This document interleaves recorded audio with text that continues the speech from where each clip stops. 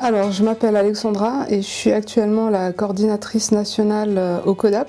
Et en fait, mon engagement au sein d'associations de jeunes a commencé il y a à peu près, je dirais 4-5 ans.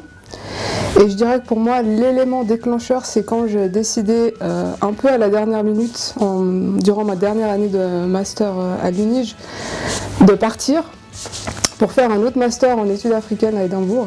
Et c'est pour ça que j'ai apporté mon petit mug.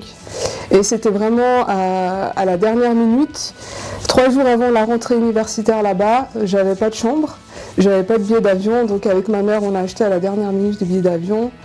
Et pour moi ça a été un peu, il va falloir sortir de ta zone de confort. Et ça m'a beaucoup marqué. Et en fait quand je suis revenue sur Genève après mon année là-bas, je me suis dit allez prends ton courage à deux mains parce que j'étais quelqu'un d'assez timide et donc j'ai jamais vraiment osé pousser la porte d'association, engage-toi. Et il y avait un rêve que j'avais envie de faire depuis longtemps, c'était de faire de la radio. Donc un de mes premiers engagements associatifs c'était Fréquence Banane, d'où la banane. Le CODAP. Alors le CODAP, c'est le centre de conseil et d'appui pour les jeunes en matière de droits de l'homme. Parce que le but du CODAP, c'est de permettre de renforcer les capacités de jeunes qui s'engagent en faveur des droits de l'homme, que ce soit au niveau national, local, tant qu'au niveau international.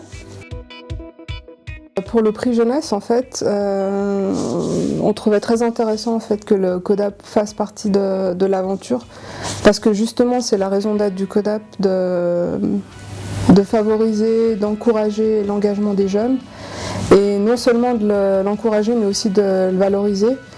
Et donc, on trouvait que cette initiative était très intéressante, parce que chaque jour, finalement, on rencontre en fait des jeunes qui ici font leur projet et peut-être ne rencontrent pas dans l'anonymat, et c'est intéressant de pouvoir mettre la lumière sur eux.